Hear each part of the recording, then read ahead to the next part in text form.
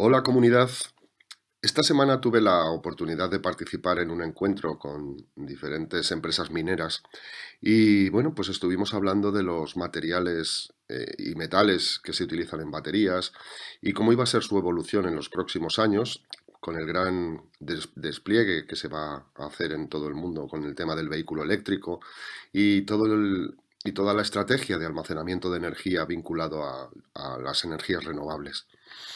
Hablábamos del litio, del cobalto, del níquel, de todos estos metales que siempre salen en la prensa y en los medios de comunicación.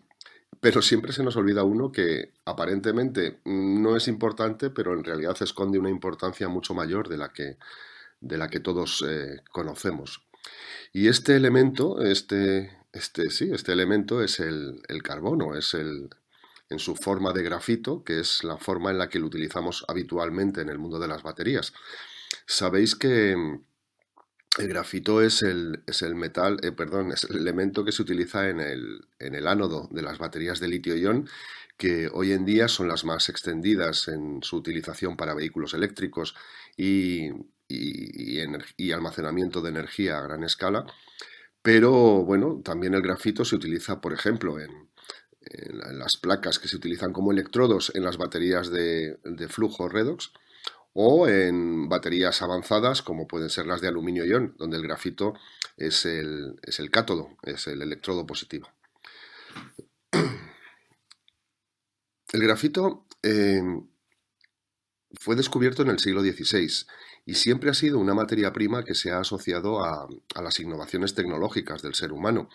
Dicen que se descubrió después de una tormenta que derribó un gran árbol al norte de Inglaterra y que al caer el árbol levantó una gran cantidad de tierra y debajo apareció pues eso, un mineral negro que era desconocido hasta entonces. Se le denominó al principio plombalgina porque se pensó que estaba vinculado al plomo, que tenía una composición de plomo, y de hecho no fue hasta finales del siglo XVIII cuando se comprobó que no tenía plomo y que realmente era una forma cristalina pura del carbono.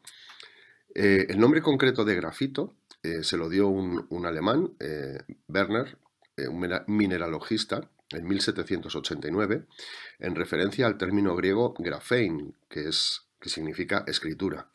Por eso, el grafito es la materia prima de las minas de los lápices, que en inglés se llaman lead debido precisamente a esta confusión inicial donde se pensaba que el grafito estaba hecho de plomo. Este material, este nuevo mineral, comenzó a utilizarse para escritura en muchos sitios desde el principio, pero no fue hasta mediados del siglo XVIII cuando el grafito se convirtió realmente en un mineral estratégico, porque se comenzó a usar en la industria bélica, en la industria de la guerra, para la fundición de cañones y balas. De hecho, el uso del grafito en todo lo relacionado con la fundición de metales es la principal aplicación de este mineral. eh, y más de un 50% en la actualidad del mineral que utilizamos para la industria se utiliza precisamente para este tipo de aplicaciones. Em, el carbono, aunque no es muy abundante en la corteza terrestre porque representa menos del 0,04% de la composición de la corteza terrestre, sí que se encuentra muy distribuido por toda la naturaleza.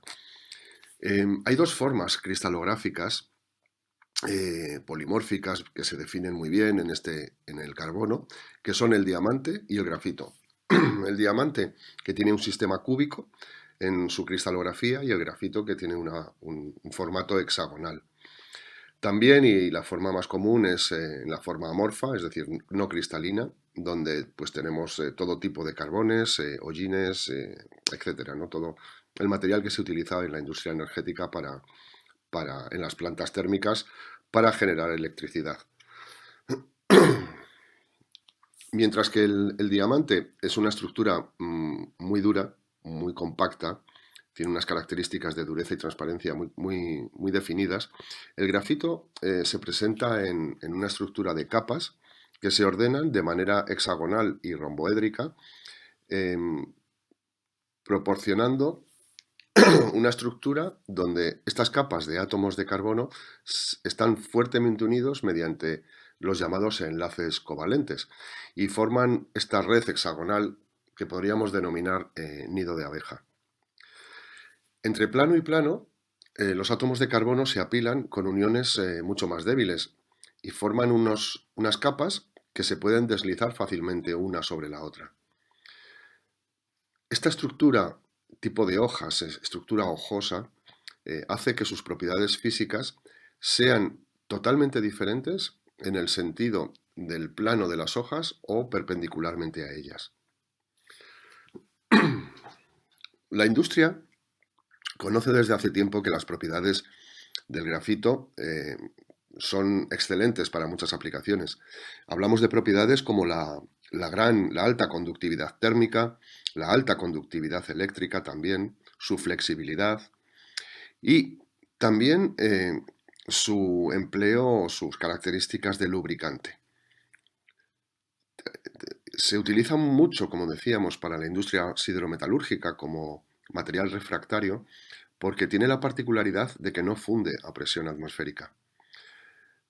Por ello, bueno, pues se utilizan en muchos tipos de industria, desde hablábamos de las minas, de los lápices, hasta la industria nuclear, por ejemplo, en las barras de control, o como un lubricante sólido para muchas aplicaciones, o productos refractarios como son los crisoles, los hornos, y más recientemente, y cada vez con mayor presencia, como electrodo de baterías, que es realmente bueno, pues la aplicación que está creciendo de manera importante debido al despliegue que se está llevando a cabo del vehículo eléctrico, de los coches eléctricos y de todas las formas y aplicaciones de las baterías en nuestra sociedad actual. A fecha de hoy, su aplicación en baterías representa en torno al 10-12% de todo el grafito que consumimos en el mundo, siendo aún hoy su utilización como material refractario para la fabricación de acero y en la industria siderometalúrgica en general, su principal uso.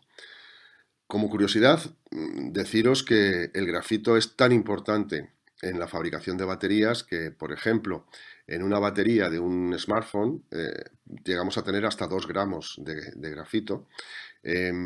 En un ordenador portátil, la batería de un ordenador portátil puede contener hasta 90 gramos de grafito. Y en una batería de un vehículo eléctrico estándar normal podemos estar hablando de hasta 70 kilogramos de grafito. Es decir, es un elemento importante, es un elemento, bueno, pues que, como decíamos, no es muy abundante en la corteza terrestre, aunque sí está muy, muy repartido. Deciros que, bueno, pues como casi todos los elementos y metales y minerales, pues China es la que controla la gran producción, la gran minería del grafito. Tiene en torno a un 70% del grafito a nivel mundial. A mucha distancia, los segundos países que tienen más grafito, más minería de grafito, son India y Brasil. Y bueno, pues existe poco más, porque hasta ahora realmente bueno, se necesitaba una minería importante, grande, para conseguir economías de escala adecuadas para su extracción y utilización. Recientemente se habla mucho del grafeno. El grafeno realmente es una de esas capas de grafito que separamos del resto. Deciros que, bueno, pues si no recuerdo mal, en 1 milímetro de grafito podemos estar hablando de más de 1 millón de capas de grafeno.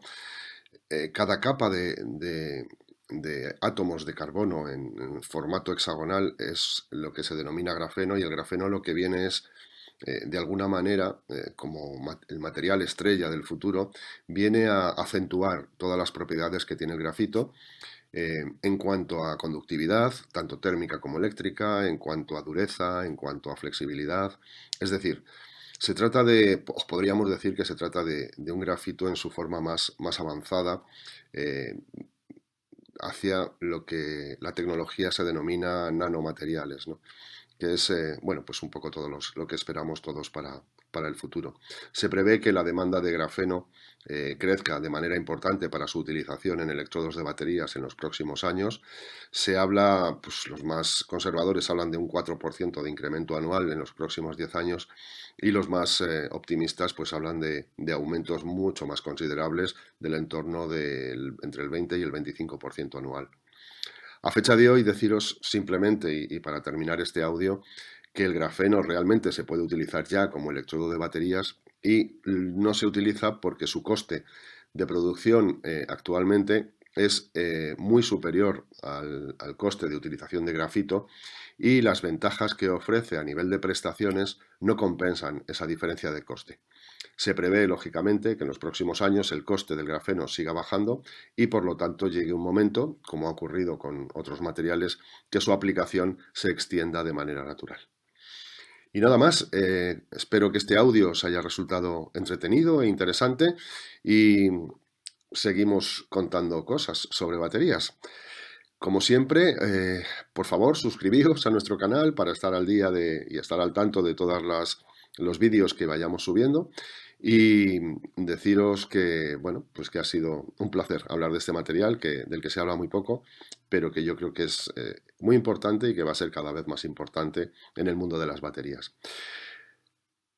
Hasta pronto, comunidad.